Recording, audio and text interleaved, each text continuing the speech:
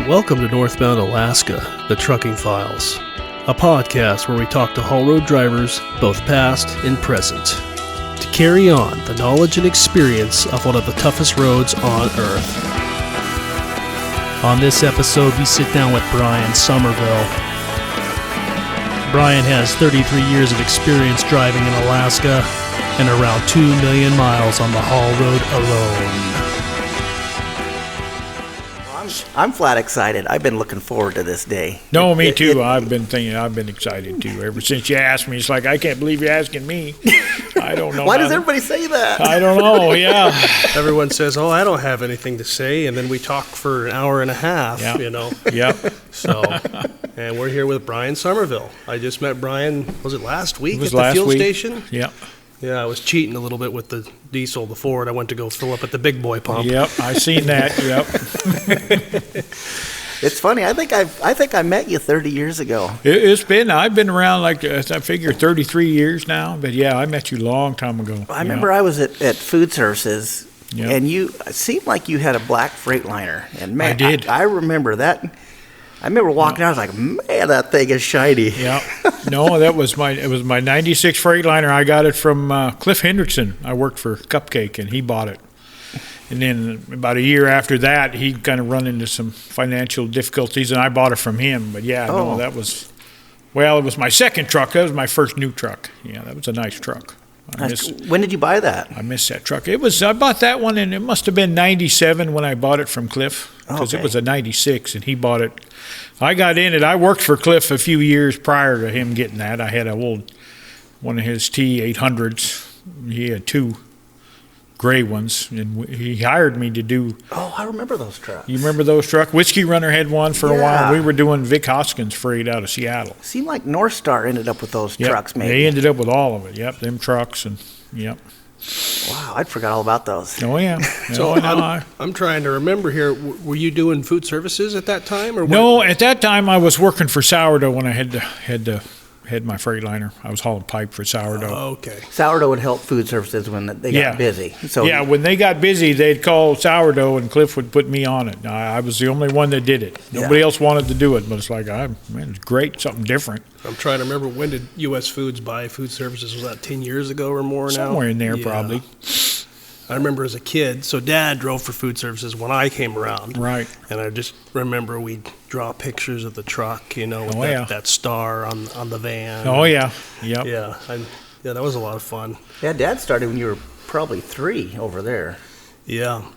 Right. I just remember Dad was really good at doing the straight lines for the star. He's like, I'll do the star for you, Yep. But no, I remember your dad up there with the food service. Yep. Yeah. That truck was gutless. What was that? Detroit had. Oh yeah. Was that a 375 or what was that? A 400? Some low-powered Series 60. It was. Man, yeah. Man, it was gutless. He called it the Dragonfly truck. He'd drag up the hills and fly down the other side. Yeah, he said going southbound from Slope Mountain Camp, he said he'd have to floor it, just busting through drifts with that thing. Yeah. He's like, I hope I make it. Yep. Well, that's kind of. I had one, that gray truck I had for Cliff. It had a 4 1/4, and it didn't run very good. And you're hauling pipe at 100,000 pounds to Prudhoe with a truck don't run good and no retarder. It's a long day, It was some long trips. Me and Bobby, we used to truck together all the time. Make them trips. Yeah. It's a long trip and you ain't got no power. Yeah, I remember that 89 Freightliner Dad had. He had that 4 1/4 cat, and he had a 2-axle aluminum flatbed. Right. He was burning 400 gallons of fuel a trip. Isn't that something? They never could figure that motor out. They pulled it out and gave him a brand new, and it finally ran good. But then he was getting a load or two a month. It died off. It was dead. So. Well, I know when I started, I started working for Mason at 4-Star. I went there one day, and I had to. Originally, I was working at Mark Air as a mechanic. Oh, really? In the ground equipment, and I was there probably 4 years, and then one day I got my paycheck, took it to the bank, and they wouldn't catch it. So it's like I'd see the handwriting on the wall. Well, what time frame was that? This was late 80s, early 90s. Oh, so you probably knew Darren Edson. Oh, yeah. That was my old boss. I'll be darned. Yeah. Yep. Bear. I'll be darned. Small world. Yeah, it is. But anyway, yeah, once my check didn't cash, I'd been around trucking my whole life, and it's like I found me a nice cab over Kenworth before I quit there, and I rebuilt it and painted it, and it was a real nice truck. And I was looking for something to do with it, and I went to see Mason to see if he'd lease it on. And I don't need no leasers, but you can drive my truck. So that's where I started. I got in his truck. He had a maroon Kenworth T600 with a 4 1/4 that was twisted up pretty good. A Mason, he liked his horsepower. Yeah, So he did. Yeah. So was that your first time getting in a truck or experiencing No, that? I had grown up in trucking. My dad was in trucking, and I learned. And I think the first time I ever drove, I was probably 14. I used to drive from Franklin Bluff into Prudhoe all the time and do that kind of stuff. But yeah, I've been around trucking since I was 5, I think. Wow. So were you born in Alaska then? Yeah. Okay. In Anchorage. Oh, good deal. I spent most of my time in Anchorage, yeah. How long has your family been here? No, my dad moved. He came up in the military, and when they discharged him, I think it was 1950, they flew him down to San Diego to discharge him, and he drove back. So Wow. we've been here the whole time. I was born in Anchorage, yeah. So did he come up with the military at first? Yeah, he came up in the military. He was in the Air Force, and he came up, Milestone down there or at Fort Rich area. Okay. What was the one before? They had an Air Force base down there. It's on the tip of my tongue. I can't remember it. I know. But anyway, he came up for that, and he had his own little small plane. And yeah, once they discharged him, he flew back. He did some odd jobs. He was a well driller, and then his friend Henry Pera got him into trucking. He bought his first truck. It was a '59 Kenworth. Wow. It was, back in the day when you didn't have nothing. So he had his own airplane too? Yeah, he had a Super Cub. Yeah. Okay, so you He grew did a up lot of flying that. with him then? Yeah, we did a lot of man. flying and we raced snow machines back in the 70s. It was all kind of fun, It ain't like now, you start a snow machine up and the police show up, We used to ride around the neighborhood all the time, It was just what you did. It was a little different time in Anchorage No. back then. Totally Yeah. different, yeah. Well, even trucking, you kept the truck at the house. Nobody had a shop. You just bring it home. And then, of course, they were so easy to work on back then. All you had was a rubber block suspension, and there was nothing there. But I remember one time as a kid growing up, he brought it home, and he had an air ride seat in there. He showed me the air ride seat, and it's like, oh, my God. Because he didn't have one when he bought it, them guys were tough back in them days, It's like every time he'd come home after that, I'd run out to the truck and just Mess seat with up that and seat, down. man. This is incredible technology. You go up and down about 4 times, and then you're out of air. Them old trucks, as soon as you shut them off, the air's gone.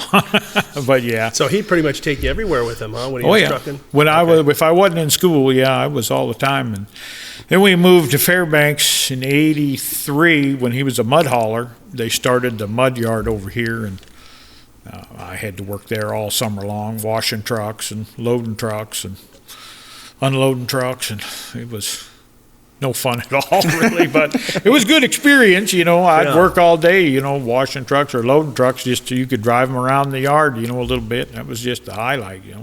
Man, that's... I grew up the same way. Yeah, isn't that something what you do when you're a kid to drive a truck? I'll work all day and then let me drive it a few feet and that's all I need. And I made a lot of money washing trucks as a kid. Did you? I washed trucks for probably 8-10 years. Oh, be darned, no. All summer long. Well, it was my dad's truck, my uncle's truck, and his friend Henry's truck, so I didn't get paid.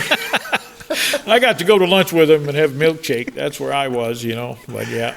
Oh man, I wonder it'd be neat to. I guess we'll never know, but what kind of learning curve your dad had learning that? Did he? Right. That would have been an amazing. You were probably too young to even know. Yeah, I was too young for that. I know he got that. I was probably 5 when he got that Kenworth. Yeah, but no, it was totally different back in them days. Them guys were tough. Not like we got these new trucks now with all the power and. Oh man, they're fancy. Yeah. Yep. Where was your dad working at in Anchorage? He worked at Magabar. Oh, down there. Down there, yep. They had one truck, and their main office was down there by the port, and that's where it was a 75 Pete, and it had a 350 Cummins in it. It wasn't very powerful. I remember going north. He would pull up Sand Hill, and he would go down to whatever pulling gear it was. I wish I could remember, but it wasn't much, And then he would stand out on the running board, and I would get up in the seat, and I'd drive up Sand Hill. He'd pull the throttle out.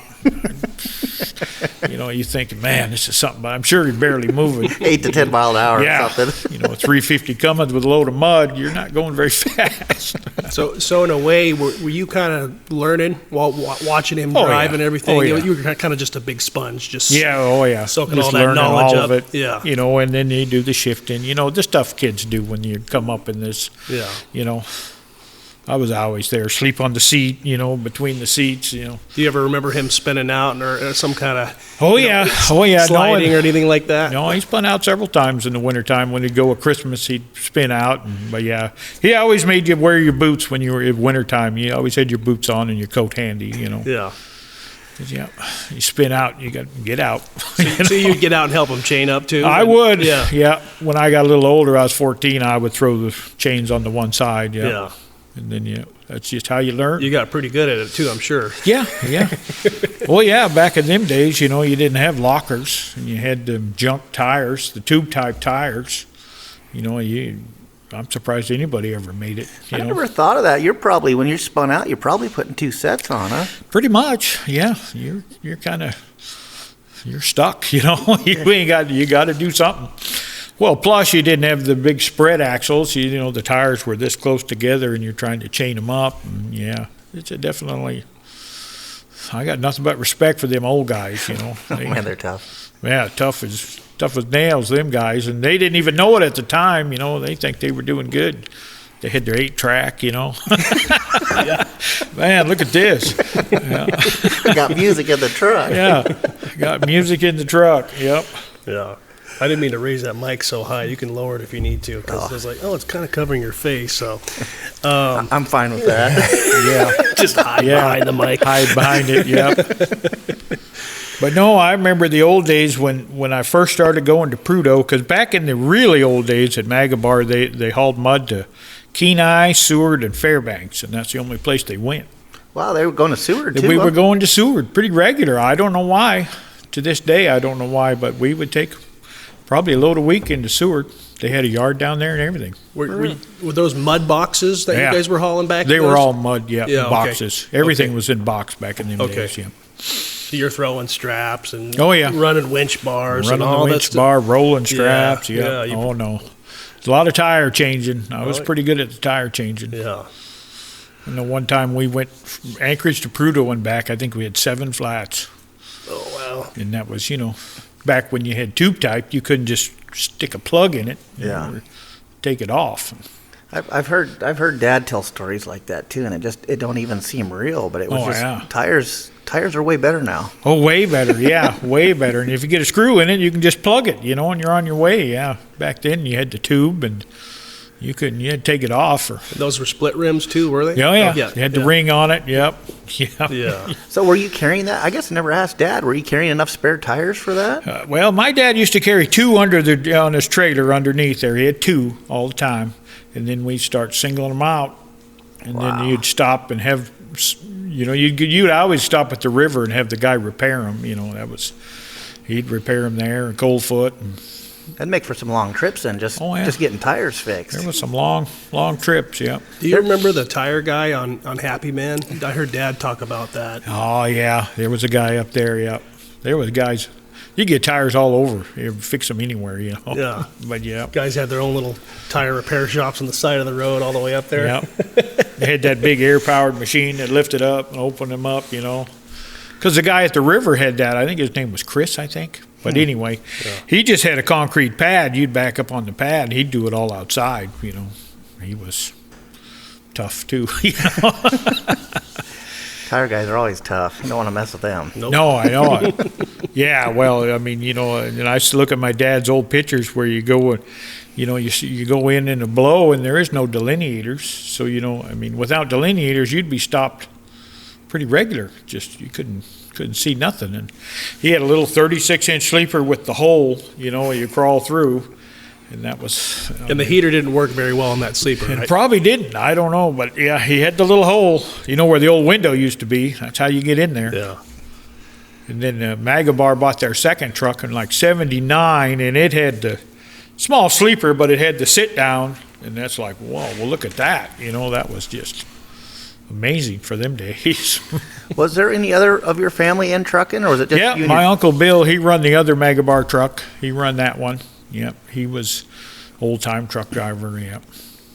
And then all my dad's friends, most of them were truck drivers, hauling dirt or whatever, whatever you could haul back in them days. There was a lot of belly dumping in Anchorage and regular freight in the wintertime. And so, yeah, whatever. Wow. Just keep trucking.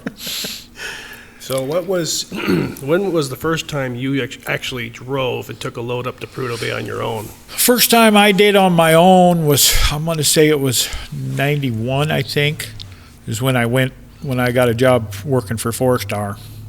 I got a job there because, like I say, I had my own truck, and I knew quite a bit about trucking, from learning, and I had my own truck, and I went around trying to find something to do with it, and I went and seen Mason, and he didn't know me, but he knew my dad and my uncle, and yeah, come back later, and it's like, all right, whatever. So Melba called me about 5 o'clock that night and said, "You ready to go?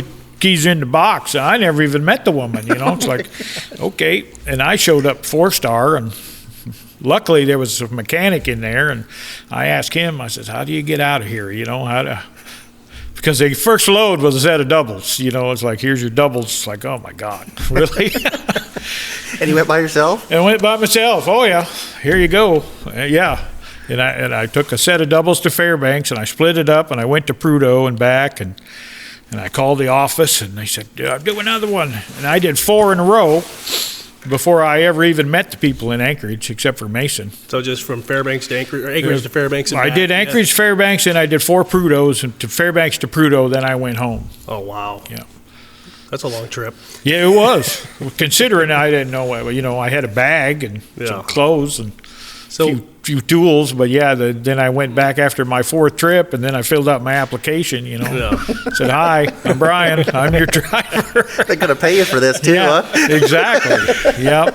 So did you pick up back in, like, setting up those doubles right away, or did that take you a little bit of time? Well, that took a lot of time to get that figured out, you know. Because you'd go down there, they had a hostler that would hook them together, and I'd just bring them up here, break them up. But when I went back to Anchorage, I'd have to put them together, and that would took a while to get that figured out, Yeah. I don't think I still got it figured out, really, but I mean, some of these young kids can back a dolly right wherever they want, and give me a few minutes here. I used to be good at that. I used to watch Harold come in there at food service. Man, he was. Oh, yeah. Every day. He'd just come in and drop that tail, go spot that dolly. He's like, I'm going to be like him someday. Yep, someday. We'll be good like him, yeah. Yeah. Oh, man, he was impressive. So how was your first trip going to Prudhoe Bay? Was that in the summertime? It was in the summertime. It went good. I knew where I was somewhat, mostly on the road. I had an idea what I needed to do, and I just tried to stay out of everybody's way. Yeah. And I just eased up there and, just keeping it on your side of the road. Keep it on my side of the road, Yeah. nice and slow. Yeah. And back then, you had the manual adjusters on the brakes. I stop and adjust them up. And yeah. That's funny. We used to always stop on top of Hagelbarger back then. Everybody'd stop up there, adjust their brakes when you went north. Brakes, yeah. I remember as a kid, there'd always be a line of trucks up there, but with automatic slacks, you don't do that anymore, yeah. No, because the truck I had, it had a 4 1/4 that run good, but the Jake didn't work very good, so I was always under there, Yeah. Tighten up brakes. It'd be scary not to have brakes. Yeah, it was.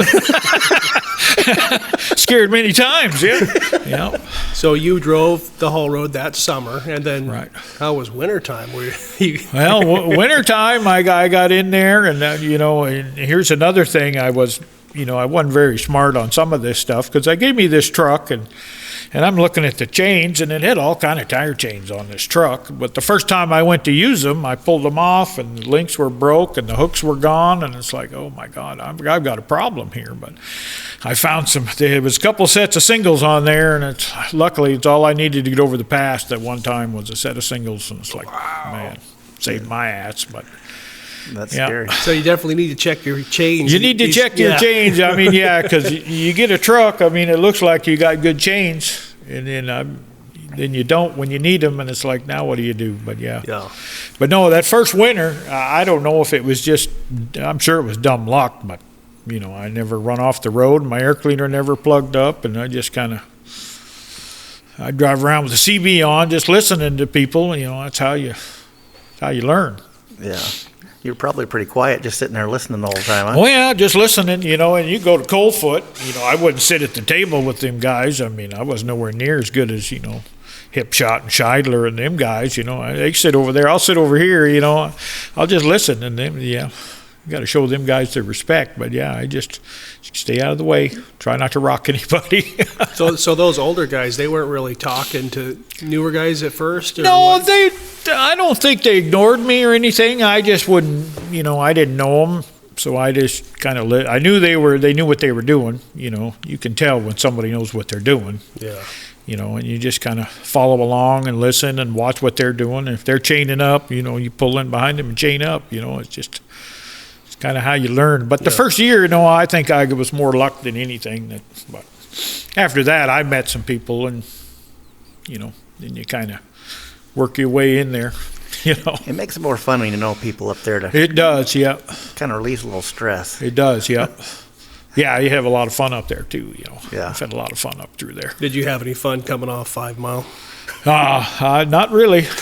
No, the one I had fun was on the shelf one day. I come down there. I come down through the cut, and as soon as I hit where the sun was hitting it, in my truck, it was the T600, it took off. Because all we had at 4-star were just rock tires. We didn't have the good tires. And it took off, and I'm pulling the trailer brakes, and it ain't doing nothing. And it's like, oh, this is it. I'm going down. I went down, made it around the first corner, and I thought, there's no way I'm making it to the bottom. It's the end of me. But I got closer to the bottom and started picking up some dirt. It's like, man, I pulled down in that pull out, my leg shaking, and it's like, oh, man, this is not good. But I made it.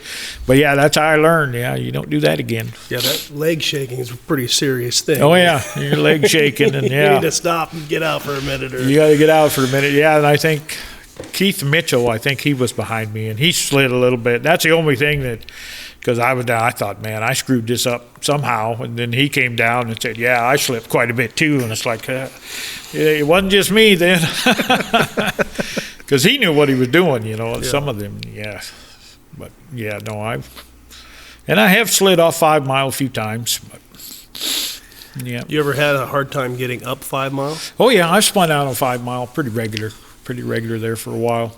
Because at sourdough, I was always hauling back all pipe and whatever. Yeah, I would spin out.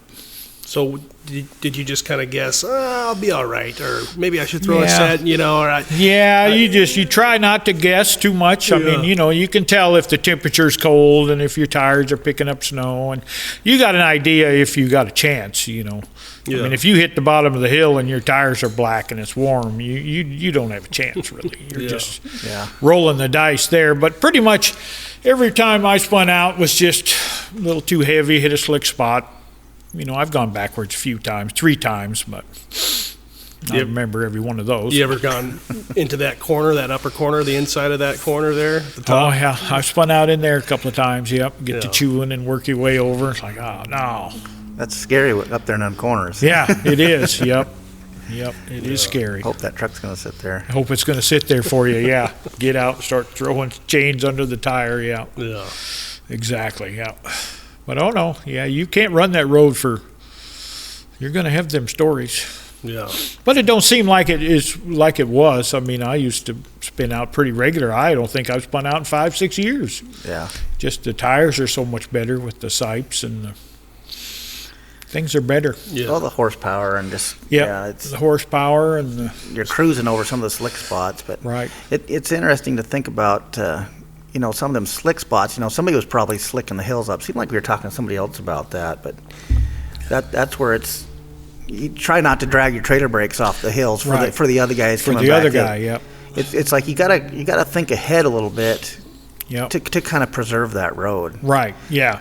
Yep. You got to think of the guy behind you, and you think of the coming back the next day or whatever. Yeah. Yeah, you don't want to be sliding or dragging your brakes and slicking the hill up because you definitely want to preserve that road. Yeah, and you were talking about before coming off in fifth direct and 1,000 RPMs, just for the first few corners there. That way you're not too hard, And, right. But there's a lot of new guys don't know that, and they'll come off these hills, with strong Jake, high RPMs, Right. Right, as fast as they can. Yeah. Yeah. Yep. So. Yeah. No, and that'll get you in trouble. Yeah. Or the guy behind you. Well, somebody will be in trouble. Well, and some people think that way. They're like, well, I made it, so it's fine. But it's like, you have to come back the next day. Right. And you want everybody to take care of that road like you are. So it's, the state will be out there every day probably, cleaning it up. But it's like you still want to try to preserve that road. Well, exactly. Yep. You can't rely on the state to take care of it. You got to pretty much, you do what you can to keep it for the next guy. And you figure when you get there, you got to figure the state hasn't worked it over, and you got to plan accordingly, Yeah. Sometimes you got to chain up and sometimes you don't need chains. But I've chained up several times where it's like I didn't get to the top, and it's like I didn't need them. But yeah, but then it's like, it's not bad to chain up. Right. It's like, well, I didn't need to chain up, but you know what? You made it and you weren't stuck on the hill for a couple hours, or exactly. You didn't slide backwards and go in the ditch. I'd rather spend a few minutes chaining up, go over the hill, and move on with your day instead of ruining your day. Exactly, yeah. Well, what gets me is I know last year I stopped at the bottom of the slide coming south, and I chained up, and I was, how rough it is down there. I'm easing over to the bottom, 30, 35, and this guy passed me. And then he went right up there and spun out in front of me right in the middle of the road. And it's like, that didn't do me no good, Yeah. I couldn't get by him. And it's like, you don't want to be doing that. Yeah, the old days that he might have got beat. Oh, yeah. The old guys were a little mad about that. Yeah, you don't want to spin out in the middle of the road. No. Well, especially when you pass somebody who's already got chains on, you know. And I learned a long time ago, if somebody's down there chaining up and they're moving, I'll just wait. If I don't want to chain up, I'll let them go in that way. Yeah. Because even if, they'll chew it up a little bit for me. Yeah, it helps. It helps. It helps. Yeah. But no, you certainly didn't want to go past somebody and spin out in front of them. Oh, they were not happy about that. Yeah. That is something, that is interesting to sit there and wait. I've heard of guys like on the knob. Everybody's spinning out up there, and then there's 6-8 guys go up there in front of you. It's like, I'm just going to sneak up there and follow in their tracks. Right, yeah. Because they've chewed it up for you. Because they've chewed it up, yeah. There's a lot of, every truck that goes up there, if they're chained up, they can chew it up, or if they're going up there and everybody's slipping a little bit, you gotta weigh all that before you try them hills. Exactly. It all comes into play. You got to think of all of it. Yeah. Yeah, you sit there and start listening. You guys, I'm slipping, and the next guy's slipping more and more and more. It's like, man, somebody's about ready to lose it. Yep. Everybody's making it till the one guy don't, and then and hopefully he's not crossed up in the road. And, yeah. So what time of day do you like heading north? I like going north. Early in the morning. Yeah. Early in the morning, less traffic.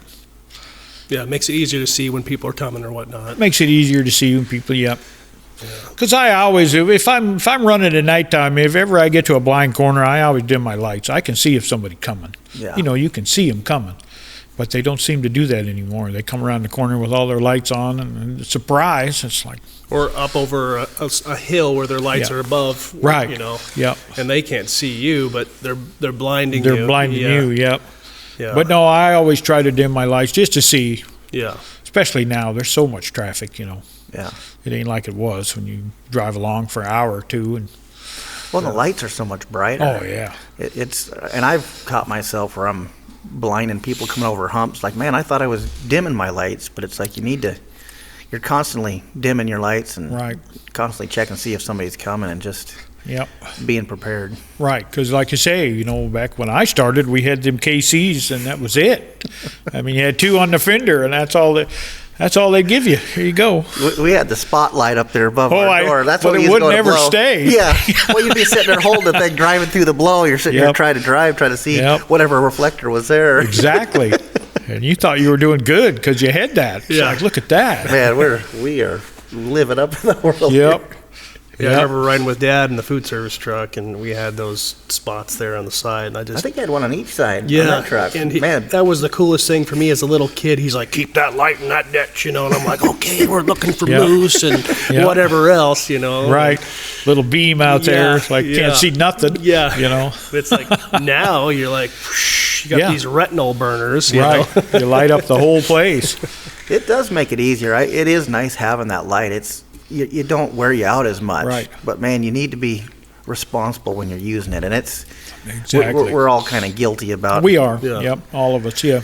What about when you're spun out on a hill? You want to leave all your lights on, or it seems like that happens a lot. The people people will leave their light bars on. Yeah. they get nervous and forget, and they're spun out, and then you come down there and you don't know if there's room to get by or what's happening. Yeah. Yeah.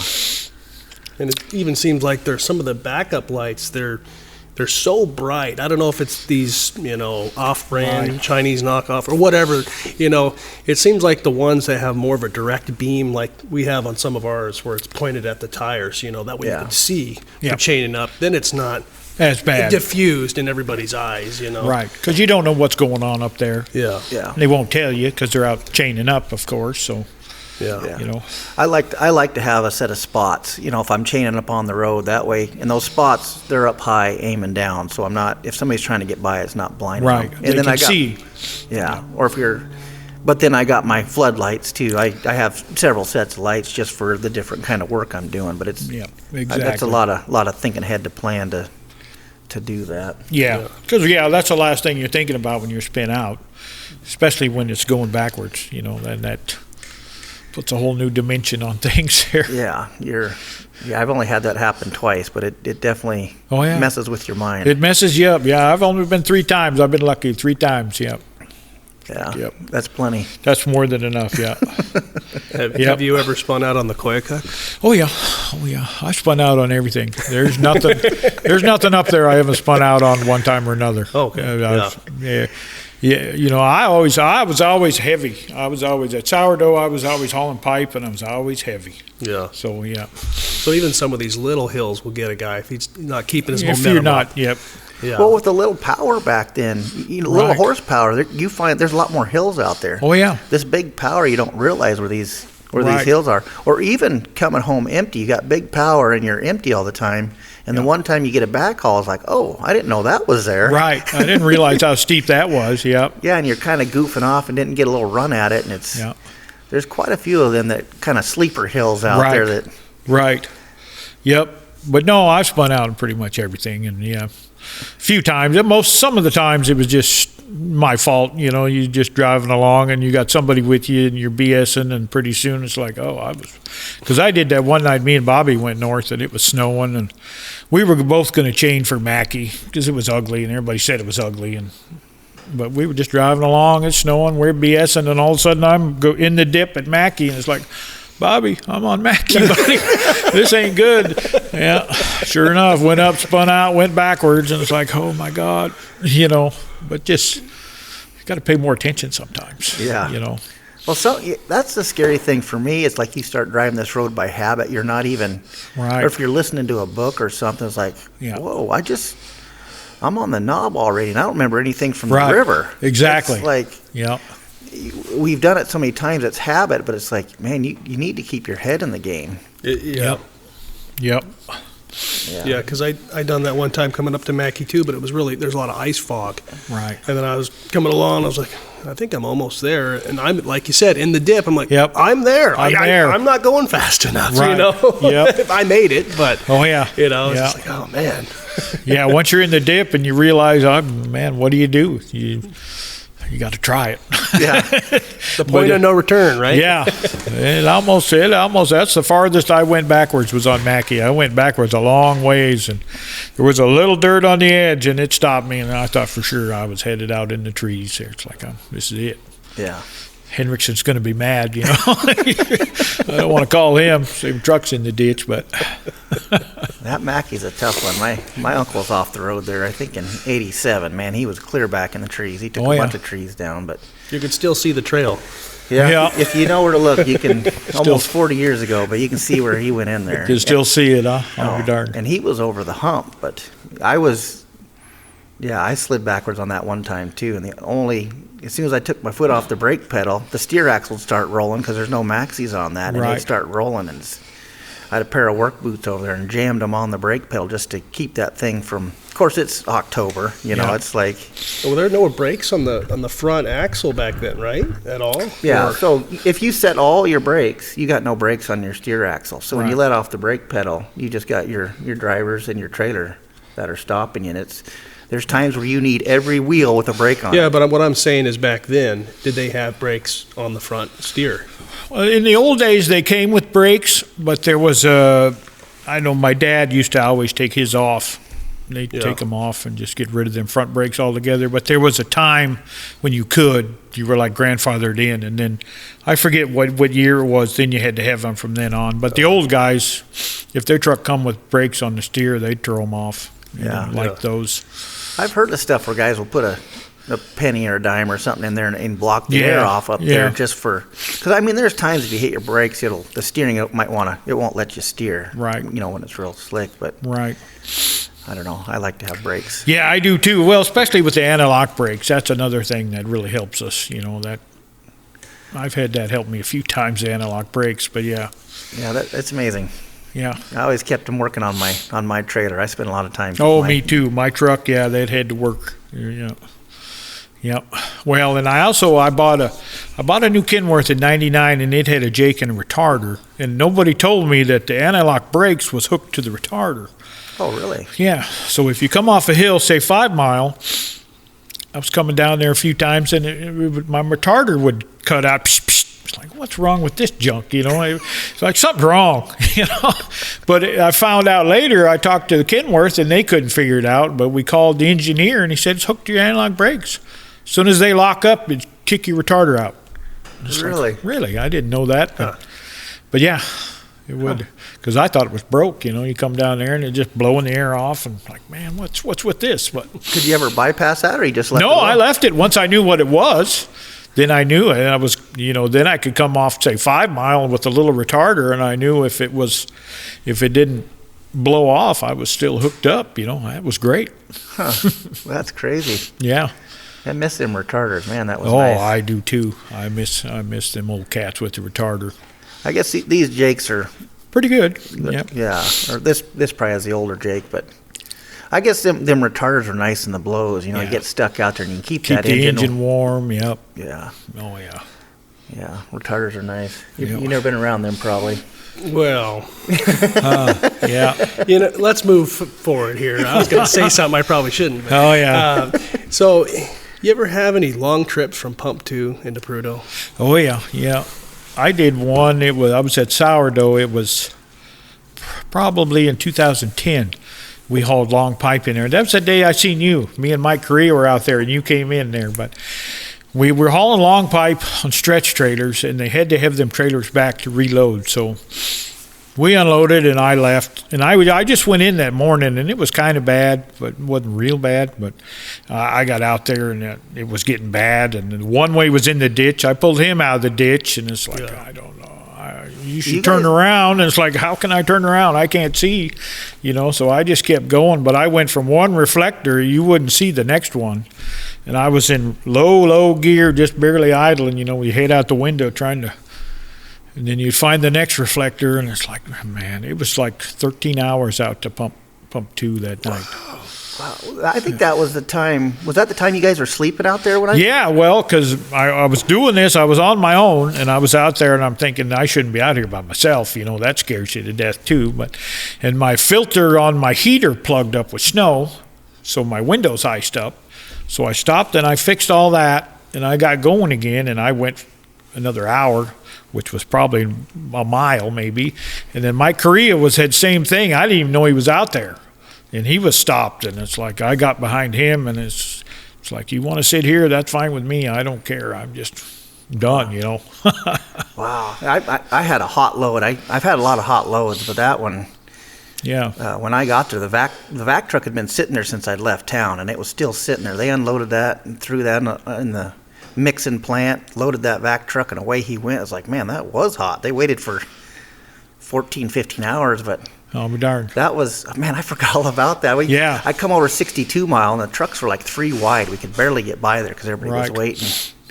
And I had Hardy was following me, and we pulled a guy out down there 52 mile. And then we found you guys out there sleeping. I was like, man, Brian, you're about out of this. Yeah, well, at that time, we didn't know where we were. We figured we're still on the road. We're just going to stay here for now. And then you showed up, and it's like, well, that's great. We're about out of it. Let's go. Aaron saved the day, Here he was. It's like, man. That was intense. I drove with we got in there in 2.5 hours. I think there was a window or something. But I had my goggles and drove with my head looking right down there, just following the white line for 2.5 hours. Man, I was cold when we got there. Oh, yeah. That was the only way to see. You could not. So you stuck your head out the window wearing like ski goggles or what? I was a little bit more intense when I was younger. Yep. Got to go. Well, it was, oh, man, it was 2.5 hours. And Hardy's like, I don't know how you can see. It's like, I couldn't see the end of my hood, but I could look. Right. The wind was coming from the passenger side, and I could look right down at that white line, and it was, I don't know how many trucks we come across that were just sleeping in the middle of the road. And you were only just a mile or two away. I mean, you were right on the edge of that storm. I was like, get out of this storm, Brian. Yeah. Well, geez, you didn't know, Just isn't that something? How it could just a couple miles away, it could just be clear, and you just don't know. Yeah. Wow. Well, and who knows how it would have changed? You know, I mean, it was. Exactly. Oh man, that's. Yeah. And was this back when the road was lower? It was like. Oh yeah. With it was tundra lower. And everything. Yeah. It seemed like you're always fighting drifts and stuff. Oh yeah, all the time. So you got to be a little bit aggressive so you don't get stuck in the drift, but you're. Yeah. It's I don't know. It's so much nicer now. It is. It's a lot nicer. More reflectors, and it's up. There's no drifts. Yeah, I used to pound drifts all the way out there. Just all the time blowing drifts, and you couldn't see nothing. And you just hope to God when you get to the end, you're still on the road. But yeah. No. So what do you think about these road reports from people on the CB? Do you listen to those people? No, or do you listen to people that you know? I listen to people I know. Yeah. Because some of the road reports, because I'll give you an example. There was one night I was trucking with Louie. I had Louie decked up on my flatbed, and we're coming out of Prudhoe. And from Galbraith, we met a guy. I didn't know him. He said, I'm the last one over the pass. It's closed, I'm sure. Yeah, whatever. So we kept going. Another 20 minutes, here's another guy. It's closed. I'm sure nobody can make it after me. And it's like... So I got to the bottom, and Louie, what are we going to do? I said, we put on 2 sets, and we went over it. It's like, you can't trust these guys. They don't know nothing. But well, it can change, too. It can change. That's the other thing, it can definitely change. But, it was avalanched and drifted up, and it's like, no big deal. But, you got to listen to who – there's people out there, you can tell who they are that have been there a while, like Lonnie and you and whoever. When they say something, you got to pay attention because that's – Who else that's still driving out there that you can trust and listen to? Oh, geez, I don't know. Top of my head. I mean, there's several guys at Alaska West I listen to, and then Phil Crom, he knows some, Yeah, Phil Crom, John Slater. Yep. What did you say? Slater and. Oh, you've trained a few over there at Alaska West too. Oh yeah, trained a few, and sold a few trucks, and Yeah. I wonder how many guys you've mentored up there. I don't know. Because I looked up to you when I was a kid. You were one of my heroes. Wow. Can't believe that. Did he wear a big cape and a mask? I did have a cape for a while. And, I'm not sure if that's in my mind or not. I can't trust my memory. Super Brian, a big B. It's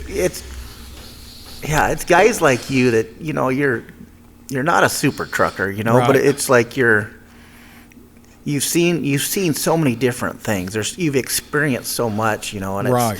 These last few winters have been pretty nice, and it's that's where you got to be careful who you're listening to because it's based on their experience and their perception of that, and that's nothing against them, but it's it's not the end of the world sometimes like it's portrayed. Right.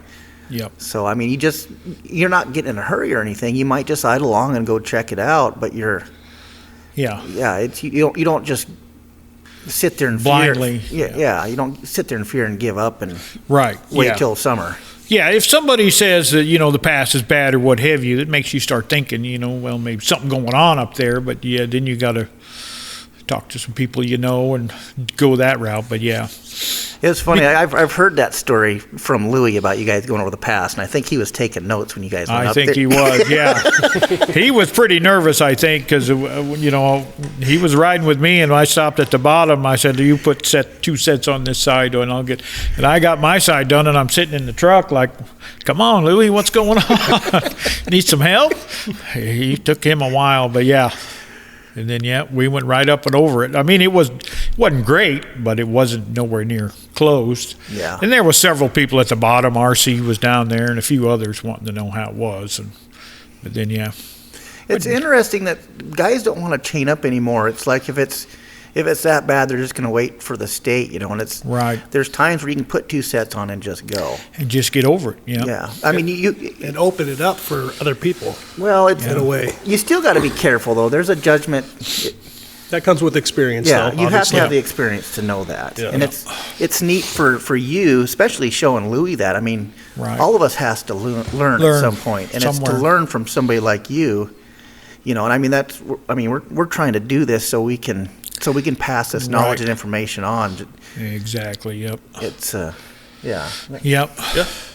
No, Louis learned a lot, but yeah, I've had quite a few people up there. I took Casey up there, but I don't think I trained Casey any, but when I was working for Cupcake there, he came out one day and he said, I want you to go with Casey, and I said, who was Casey? I don't know Casey, and he told me, Casey King from Irish, and he was 19, and it's like, I'll go with Casey. Seemed like a nice kid, but I don't think I trained him any. He knew a lot before, just from being around it like we were, he knew what was going on, but he's pretty talented. Yeah, he definitely, because we got over to the Koyukuk, or Galbraith, and I looked up there and I said, oh, this don't look good. I screwed this up.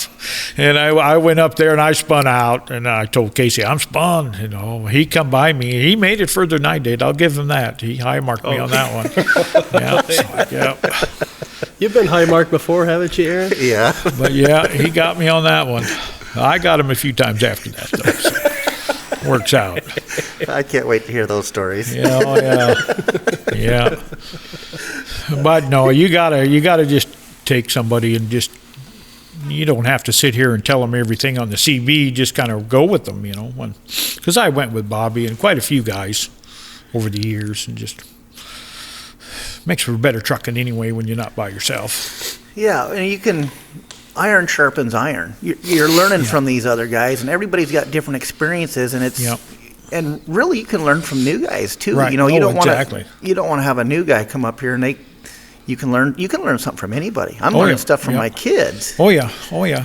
So, yeah, you always want to be open to learning. You don't want to shut anybody off, because who knows what you may be missing out on. Right. Because I know when I was trucking with Bobby, he came from outside in North Carolina hauling in dumps, and I'd ask him questions all the time about that. It just sounded like a miserable job, It's like Which Bobby are you talking Bobby about? Bird. He passed away. He was one of the fatalities up there years ago. Yeah. But what ended up happening with he Bobby? went around the corner at Adigan 1, and they just iced it, and it was slick, and he hit the ditch, and it ejected him out of the truck. Yeah.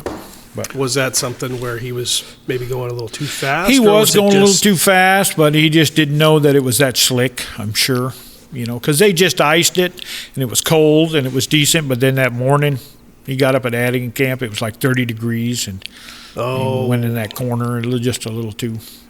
It's just instant mistake, that's what these new guys got to know. I mean, it only takes a second.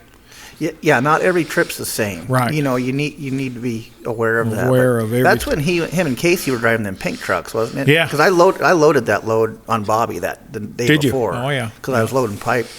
That's back then over there, but. Yeah.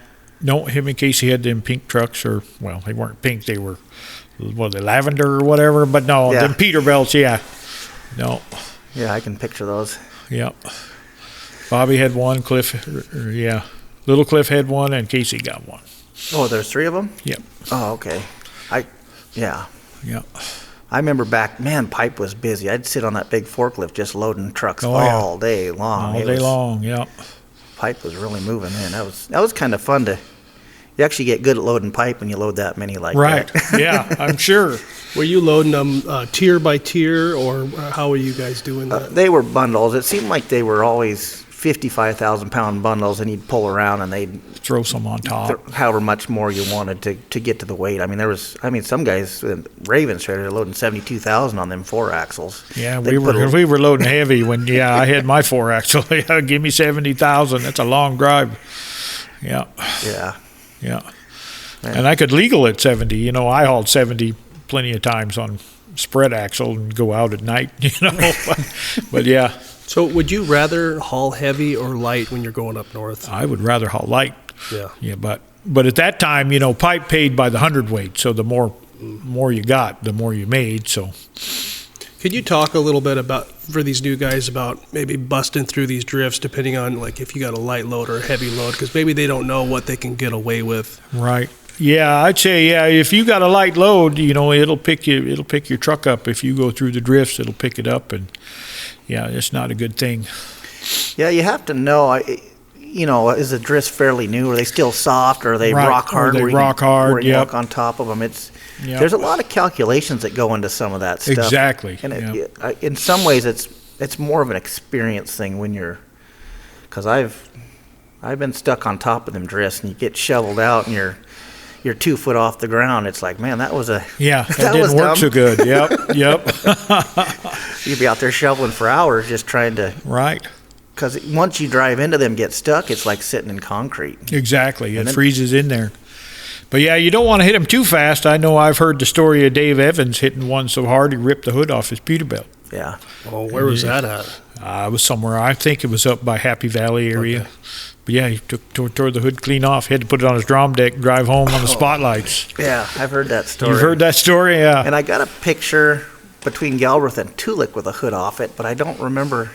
I'll have to go see what truck that was. It might have been Dave, but yeah. So yeah, you can go too fast. Yeah. You don't want to get.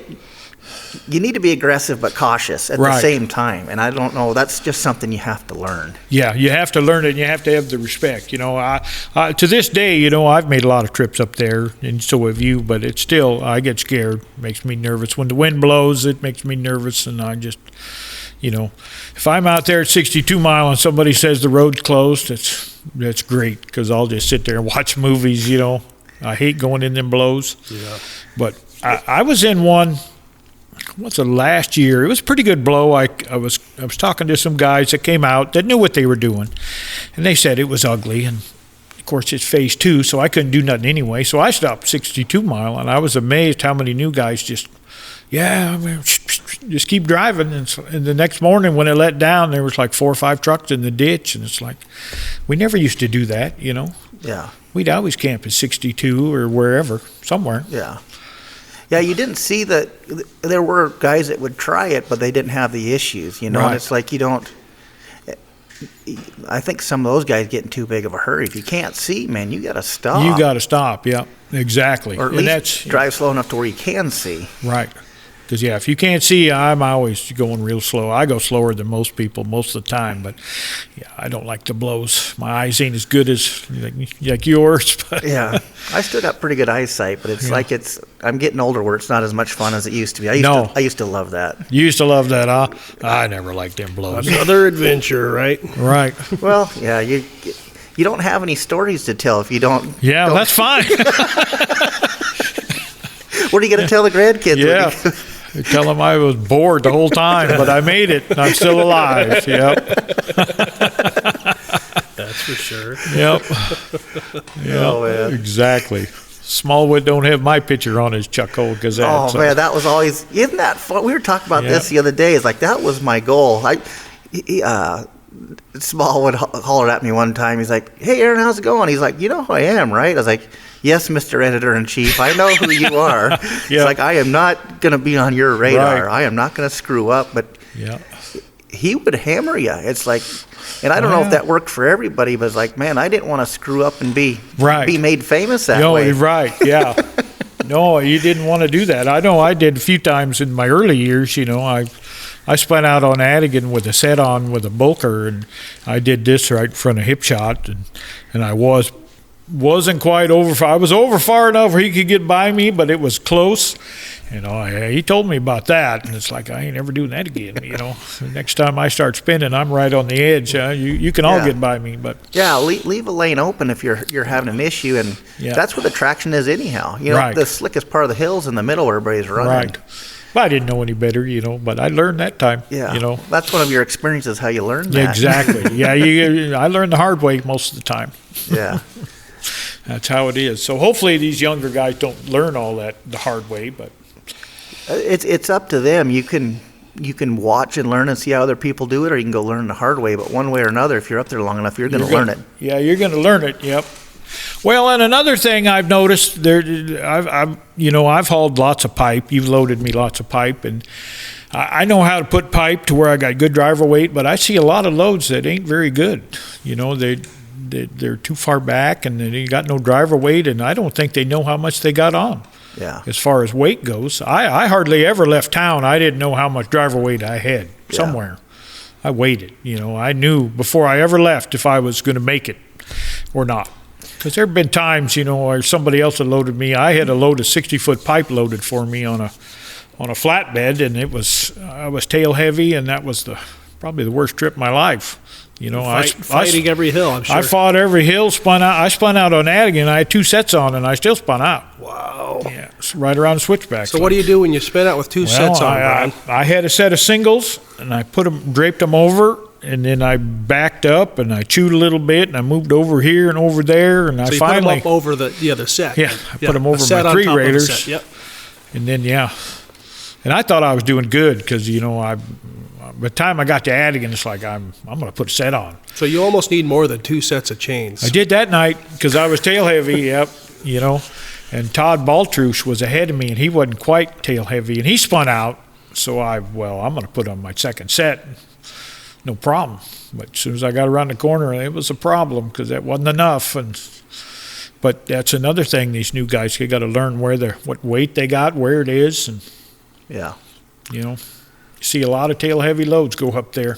It's scary. I've seen some of these guys, you only have 1 set with them. It's like I always carried an extra set because you broke some links or something. I just throw the other set on and fix the others when I get home.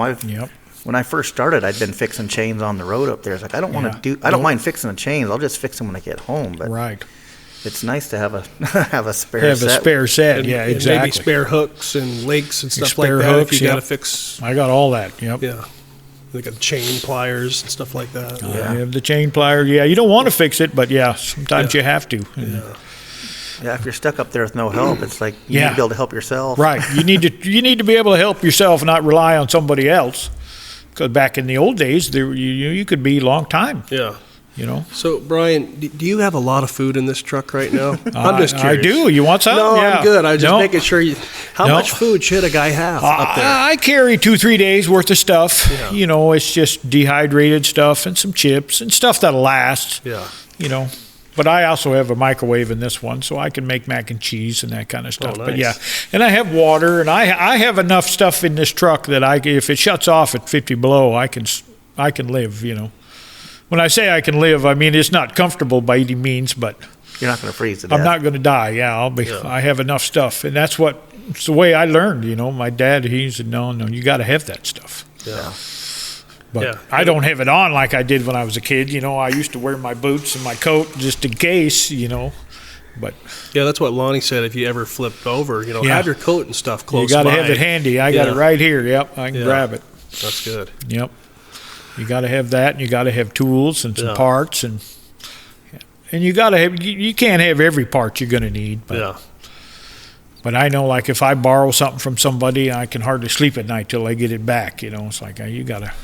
And that's the great thing about being up there is everybody's willing to help each other. Right. If you're willing to help yourself. Exactly. And repaying back when you get back to town. And it's. It's great because everybody's got almost everything but the kitchen sink. Exactly, yeah. Oh, well, Phil's probably got his barbecue grill with him. You never know. Right, probably. Some guys do. But, well, anymore, all these new trucks are basically the same. Yeah. I mean, they're all either a Cummins or a Detroit. And same transmission, same, everybody's – it ain't like it was back in the old days when you don't know what guys had for everything. But, Yeah. But they also knew what they were doing. They could fix some stuff. I've seen a lot of stuff get fixed. It's like, man. Oh, man, I've heard my uncles talking about fixing broke head bolts on the road, or Oh, yeah. some of them guys. Oh, I'm trying to remember them old Cummins, man. It seemed like they'd rebuild them on the side of the road. Or Just about. And they had fuel pumps, air compressors, and all that. They carried it with them. It's like, man. yeah, them guys were intense. Oh, yeah. That was a truck driver there. Yeah, when they left town, they were going to make it. You remember when we were driving in the States and Dad had everything in the truck, and we're like, Dad, we're down in the lower 48. Yeah, there's a parts store right here. Yep. That's just, how it was, Exactly. Back in the day, I mean, you can't change old habits. But. Right. Well, and also, I'll tell you another story. I worked with a guy at Sourdough for a lot of years, and he was a pretty good hand. But he was out of Florida, and there was one day I seen him. He pulled out of the anchorage yard, and his brake was locked up, and he had no idea how to back that off. Wow. And I said, "Are you kidding me?" He said, "No, I've never done that." He said, "The last place I worked in Florida, they would fire you if you did that." And it's like, well, you got to know that up here, That's a different world. Yeah, it's totally different up here. Huh. Yeah. And that just opened my eyes to how it is outside. That's why I don't go out there. I remember being a teenager, and Dad made me go to an air brake class just to learn how to understand the air systems and adjusting brakes. And I learned a lot from that class, and it's come in pretty handy. But I haven't. That's probably been 30 years ago. Right. But in some ways, that'd be good for somebody to go spend a few hours and just go do that, because it helps fixing these trucks out here a lot quicker when you can understand how that works. Right. Yep.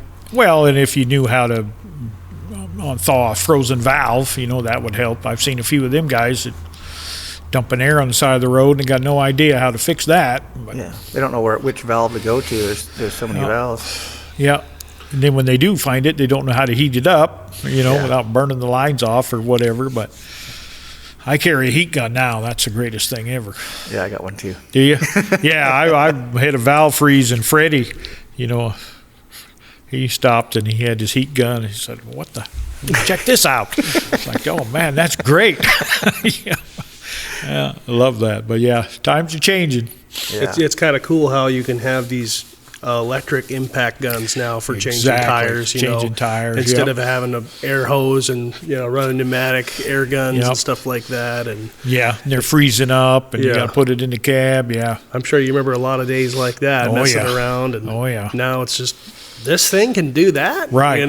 Right. I still carry all that old junk. I don't know why I got it in there, but But I do have the electric now, and I love that. Yeah, I still got the stuff for doing bud wheels, all the different.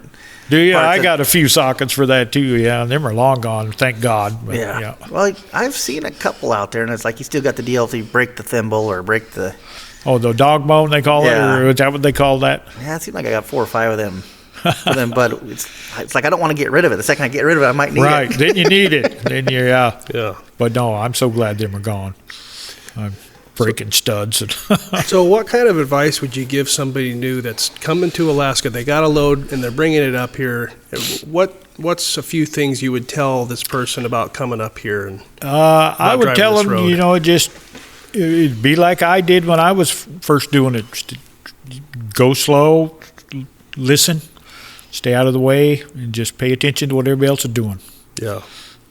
Maybe even though some of the people doing stuff may not be right, but at least, you're trying to learn something. Yeah. Yeah. Maybe find somebody at like Hilltop or something like that to follow up. Find somebody at Hilltop or but a lot of the old guys will help anybody that wants to learn. Yeah. I mean, I will. Yeah. If they ask me, I'll tell them, and you can run with me all you want. I don't care. Yeah. I'll probably slow you down, but that's just how it is. But they should have at least 2 sets of 3 regular chains when they come up here. Good. Yep. Yeah. And maybe an extra set too. I mean, I know they're expensive, but like we've talked about in the past, what would you rather pay? A tow bill or a couple thousand in chains or whatever? Yeah. Well, at least if you got the stuff to fix them and the knowledge to fix them, if you need to, you can fix them. Yeah. It's tough. A guy has to get set up so much to come up here and run up here and do this. Right. It's tough thinking about somebody coming up for one trip. I mean, we see it though. We see it all the time, but. Yeah, I'm thinking out loud here. Oh, yeah. It's pretty intense to come up here for Right. just to do one. I mean, it's. Well, you see the price that it's paying, you're like, oh man, I could do that. Yeah, You know, exactly. but you don't realize Yep. what comes with that price. Yep. You know. No, and like you say, down south, you got part stores and mechanics every few feet, you know, but I got so much, this truck's full of stuff, airbags and hoses, and I mean, just parts and pieces and fittings, and it's just a lot of stuff that nobody carries outside. You know. Don't need to. You just call somebody and they fix it. But Yeah. Definitely a different mindset for it's sure. a different, yeah. And like I say, I don't mind helping anybody who, even if they don't know what they're doing, if they want to get out there and, you know, hold the flashlight, you know, I got no problem helping them people. But If they're willing to learn. if they're willing to learn. Yeah. Yep. Buy you a nice steak dinner over Buy there. me a at, steak dinner the or Turtle whatever Club the or something. case, yeah. But I have seen a lot of, even a couple of old guys, and I won't mention their name, but I have seen some old guys that won't get out of their truck, you know. I seen Ben pulling a guy out of the ditch one day, and I stopped and helped him, and I hooked my truck to the wrecker so he could pull him out, and we, you know, it's what you did. I helped Ben get the guy out of the ditch. The guy never got out of his truck once. Wow. And it's like, okay, but I remembered that, but. Yeah, I always like to help the wrecker out. Oh yeah. I help anybody. It's like I can't just sit there, you know. Yeah. Yeah. It's like when you were loading pipe, I wanted to get in there and help you run the levers. But you wouldn't let me. Was he going too slow, Brian? Probably something was wrong. I don't know. I was just a kid. Yeah, dumb kid. Get that pipe off. We all have to start somewhere, Brian. Yep. Exactly. Yeah. Oh man, that's almost 30 years ago. Yeah. And you stayed with it, though. I guess I'm not a kid anymore. No, I know. It feels like it, though, when you think of the old days when we were just youngsters. And it's like, man, Yeah. young kids. But there was a lot of good old drivers back then. I remember a lot of them old guys. Yeah. I miss a lot of them guys. Yeah, that's a scary thing. You look through your phone and it's like, they passed away, Yeah. passed away. And that's Yep. another motivation for doing this is like, Right. I want to get as many stories. I mean, all that knowledge is going away with them guys. I mean, it's the things that them guys learned that had nobody to teach them. And it's like, it's too easy to explain this now and just hopefully get some of this information out. Right. So, Well, it's so easy trucking now compared to what it was. I mean, you know, back when the pipeline started, there was no haul road trucks. There was just whatever you got, bring it, you know, and hope it works. And the road wasn't very wide back And the then road either. wasn't very wide, and it was You basically had to know where your right side of the truck was. right. And there was a lot of accidents back then, a lot of them, you know. But it's funny on the cat train, them guys in their day cabs, they're gone for weeks or oh months yeah, at a weeks, time. yeah, with the day cab, Yeah. yeah, And they're working 18 hours or 20 hours a day or whatever Right. they're doing, and they take a nap and then do it all over again. Man, them guys were tough. oh yeah. I'll Nothing never be but. that tough. I know. I wish I was half that tough. Yeah. No, I heard stories when Abe Omar was running a cat train. He would sleep under the dozer, Oh, really? just so because you leave it running at night, and if it did something weird, he was under it. I mean, you know, it was warm. Yeah, there was enough heat with the fan. Wouldn't they flip those fans around backwards of the belt so they'd blow the heat back? Yeah. Yeah. Some of the older ones, yeah. But that's how tough just- them guys were. They just have like a blanket coming over the cab over to where they were running the controls, right? Right. Yeah. Right. Well, I heard the story of the first guys doing the haul road. They just loaded a bunch of steaks in a knot well and headed north.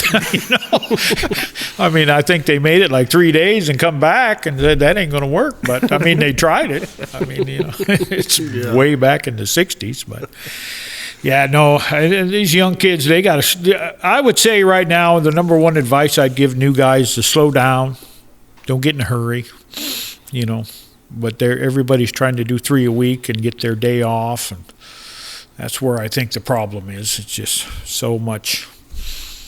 It's funny when I started running that big forklift, I was always trying to race around and try to keep up with the experienced hands, and it's like they told me, it's like, just slow down. They said just speed comes with time. Just go out there and do it right. Do everything right, and eventually all of a sudden it's like you're moving faster, and it don't even look like you're doing nothing, but you're efficient. Right. And it's kind of the same way with trucking there. Once you get the experience and you get, and back then you really knew how to run that truck to where you're using the momentum and now there's so much power, guys you're not learning how to let the truck work itself, it's Yep. Yeah, it's almost too easy where we're not really learning from our experiences. Exactly. It is getting a lot easier. Yep. Yeah.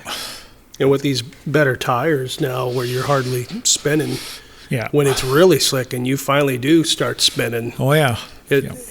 Kind of in a way, you had those other tires on the truck when I was first learning how to drive up here, and that actually taught me to be a better driver and learn how to feather that throttle. Yeah. And then you get these newer tires, and it's like, man, I don't slip at all. Mm-hmm. But when you do slip, and it's 30 degrees, it's like, it's probably not going to sit there. It's not going to sit there. Right. And you're further up the hill than you would have been with the old tires. Yeah. Yep. That's a long ways to slide backwards. Yep. Exactly. So we're coming into spring now. I know it's drier up there, but if we get a little bit of snow and it's hanging around 30 degrees, oh yeah, guys should be chaining up, huh? You don't want to be messing around this time of year, right? Right. No, you need to be real careful this time of year. It's almost worse now than because I've seen it. I mean, there was one year I was trucking up there, and then the slide was dirt. And then all of a sudden, I was headed north, and I seen Scheidler on top of the slide, and there was like 2 inches on it. And he said, yeah, it's a little slick. And he said, Trapper's down there chaining up. He'll be here in a minute. And I waited, and then I took off. As soon as I started off, it locked up. I mean, instantly. And no big deal. I grabbed another gear, and it locked up. And it's like, oh, no, this is not good. I went down through the bottom and eighth over and just, oh, man. I had my Jake and retarder on, and it's like. About out of RPMs. Yeah, it was about out of, it's like, man, that's just that 2 feeling. inches. It's like, oh, man. Yeah. I ain't doing that again. But, it can change, and it'll get ugly real quick. Yeah. A couple inches of snow this time of year. I may have told this story before, but I was heading north and got over to 1 Mile, and Kevin, right, the tow truck driver? Yeah. He passed me, and he was talking to Scudder and Jeremy, and they were talking about, how's the hill? And he's like, kind of iffy. It was like 30 degrees about this time of year, and I barefooted. I had a load of mud on, so I had good driver weight, but thinking back now, I probably should have had a set on. Right.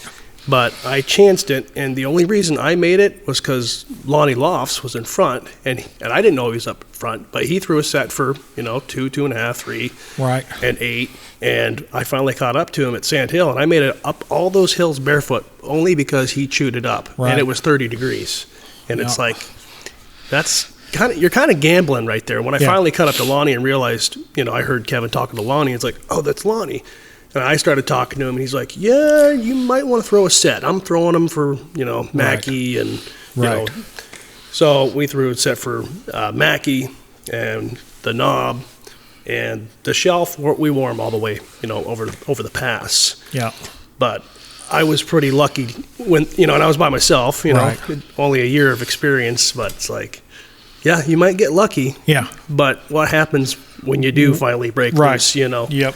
It was kind of neat with you catching up with Lonnie because it seemed like he kind of explained that stuff a little bit more. He did, and he was concerned that I went up behind him without chains. He's like, you what? And I was like, well, and I think I made it. Well, Kevin was in front of me with the tow truck. Right. And so both him and I went up in Lonnie's tracks, but then after that, is it still good? Probably not. Yeah. The next guy might start spinning. Exactly. So there's a lot of variables that go into that. There's all variables, everything. I mean, you got to look at what the guy ahead of you is, what he's pulling. Is he a 5-axle? Is he a gravy train reefer hauler like me? I mean, that all adds up. Some people you can't follow up the hill, and some people you can. Yeah. Or just like Dad said, get over just a track, right? And get the traction might be perfect right there, but might be good. There's so many variables. It's all variables, and that's all experience. The longer you're up there, the more them variables work in your head, and you can figure out what's going on. Yeah. And I feel like the longer you're up there too, the more you start getting these gut feelings of you should probably chain up. Yeah. You learn to start listening to yourself. But you had something you were going to say. Yeah, there was something else, but It's almost easier just to chain up. If you're nervous at all, just chain up, because Right. if you do spin out, you don't want to slide backwards to go Yeah. down in the ditch. Yeah. But it's like usually, and I've seen times where guys had a set on when it's really bad and spin out. You may not sit there, but you just don't want to spin out and then slide off the road. Right. Then you, who knows how long you'd be waiting for a wrecker. Yeah. You could be there for a day or two. Exactly. So it's better to err on the side of caution. Exactly. Yep. If you're not sure, don't. If you're not sure, put chains on. Exactly. Yeah. Yep. And you see some of them guys like, oh, they're why are they wearing chains, or it's flat out here, and it's like, well, if they don't know, Right. I mean, they're tearing up our iced roads and things like that, but it's like, if they don't know, I'm kind of glad they got their chains on. Yeah, I never talk bad about anybody with chains on. Just if you got them on and you're comfortable, that's fine. And they're making it. They're making it. Right? You're not blocking the road. Yeah. Yeah, it's fine. Yep. Yeah. I will tell guys, I seen a guy here, he chained up for Adigan this fall, and he was going to wear him to Galbraith across. It's like, you might take them off because there ain't going to be nothing left when you get over there, but if you're comfortable with them on, go ahead. It's your chains. Yeah. But yeah, you got to help out.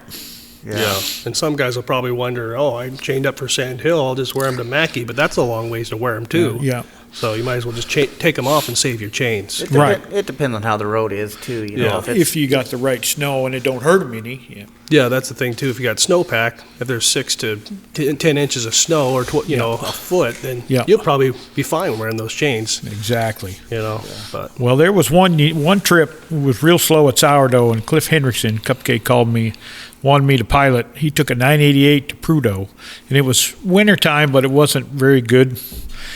And we'd pull a hill, and he'd take chains off. And I was running a pilot car, so I just stop and do the passenger side. And I think time we got back, we did that like 23 times. Wow. My arms, I couldn't hardly feel them anymore. It's like, but we'd take them, put them on, 2 sets, go up to the top of the hill, take them off because they're expensive. You don't want to just run them just because you're lazy. But yeah, that was a long trip. Yeah, I can't imagine. Long, big chains, I don't use the big chains. I'm too old for that. like 8 mils or 8 something mils, like that? yeah, I don't. I got 7s, but Yeah. I don't haul heavy anymore. It's kind of your retirement job. It's my retirement job. Yep, exactly. I like it. I like my groceries. These a lot of people are all, I can't do these groceries. I said, oh, no, love it. I go to Prudhoe, then I go to Comparic, and I have dinner and a shower, watch some TV, and I'm out of the race. That's the thing. And you're unloading these groceries yourself too? Yeah. I got electric jack. Okay. They take care of me pretty good over here. Yeah. Us old guys, but no. So, but yeah, I don't know if I could even do like what these guys doing with the fuel tankers, the 3 a week, and get back in the middle of the night and reload. And Yeah, we've done that a lot. I know I've done 3 a week many times, but I never enjoyed it.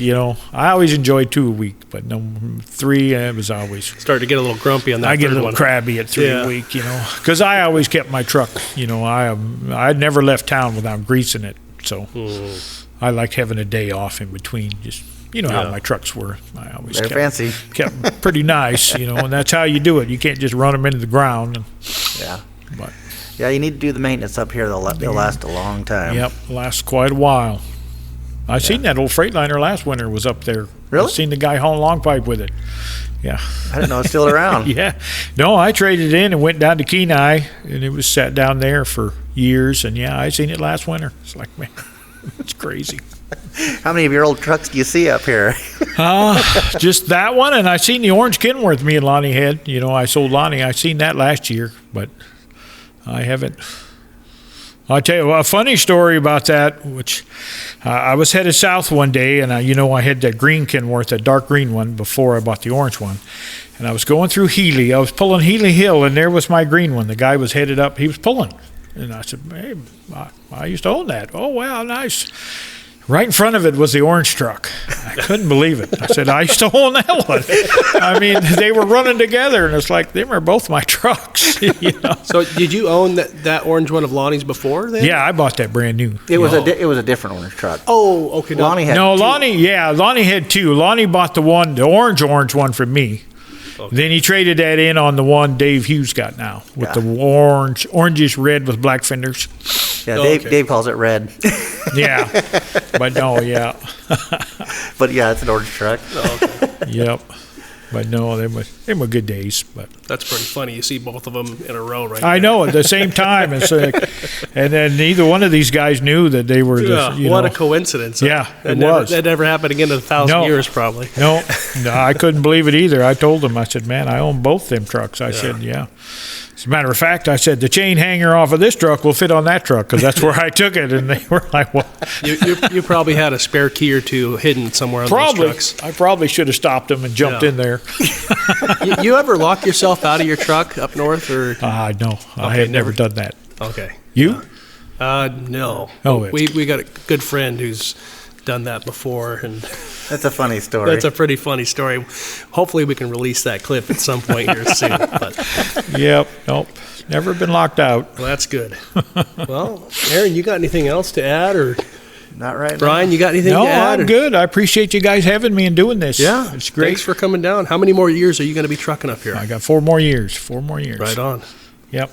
My daughter will be out of high school in 4 more years, and I can to go do something else. Got to go somewhere warmer, or what Probably do you think? Yeah. somewhere warmer. Yep. Yeah. No snow. Good deal. Well, thanks for coming. Oh, Yeah, you're thanks for welcome. your Thanks for time. having me. Alrighty. All right. Well, that was good. Yeah.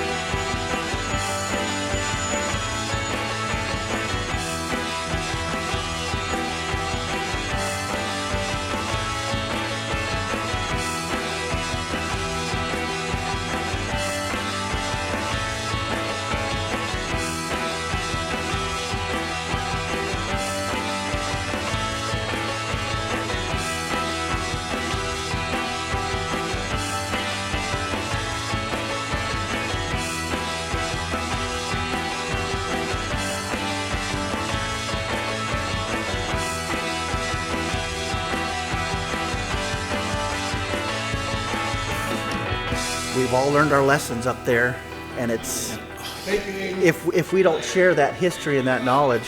Right. It's going to go away. Dave made that comment about If you want it to be good, then it's up to the next generation to do that. it's up to us to leave this road to the next generation. We need to leave them the road that we want them to have.